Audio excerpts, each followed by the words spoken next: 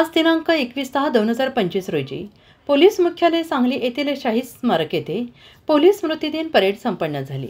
दिनांक 21 ऑक्टोबर 1959 या दिवशी लडाख येथे हॉट स्प्रिंग या ठिकाणी केंद्रीय राखीव पोलीस दलातील 10 शूर शिपायांच्या तुकडीवर चीनी लष्कराच्या सैन्याने पूर्वतयारीनिशी हल्ला केला। त्या 10 शूरवीरांनी शत्रूशी निकराची लढत देऊन देशासाठी आपले देह धारातीर्थी ठेवले। तेव्हापासून 21 ऑक्टोबर हा दिवस देशातील सर्व पोलीस दलाच्या वतीने पोलीस स्मृती दिन म्हणून पाळला जातो। पोलीस स्मृती दिनाच्या दिवशी एकाच वेळी देशातील सर्व पोलीस मुख्यालयाच्या ठिकाणी 1 सप्टेंबर ते 31 ऑगस्ट या एका वर्षाच्या कालावधीत ज्या पोलीस अधिकारी आणि अंमलदारांना आपले कर्तव्य बजावत असताना वीरमरण आले त्या सर्वांना आदरांजली वाहण्यात येते।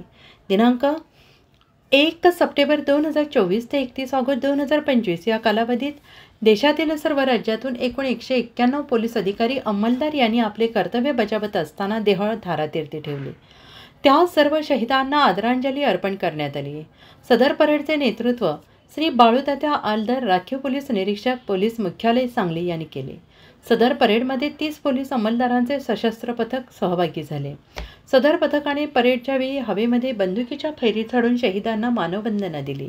त्यावेळी सर्व पोलीस अधिकारी अंमलदार यांनी गणवेशावर पोलीस ध्वज दिवसाचे स्टिकर लावले।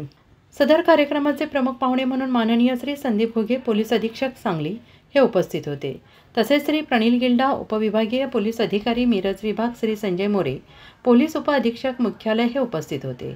तसेच सदर कार्यक्रमासाठी अन्य पोलीस अधिकारी पोलीस अंमलदार मंत्रालयीन स्टाफ हजर होते। सदर कार्यक्रमाचे सूत्रसंचालन सेवानिवृत्त पोलीस उप निरीक्षक बाळासाहेब माळी यांनी केले। सदर कार्यक्रमामध्ये शहीदांच्या नावांनी वाचन श्री दीपक भांडवलकर सहाय्यक पोलीस निरीक्षक आर्थिक गुन्हे शाखा कुमार पाटील पोलीस निरीक्षक स्थानिक गुन्हे अन्वेषण विभाग यांनी केले।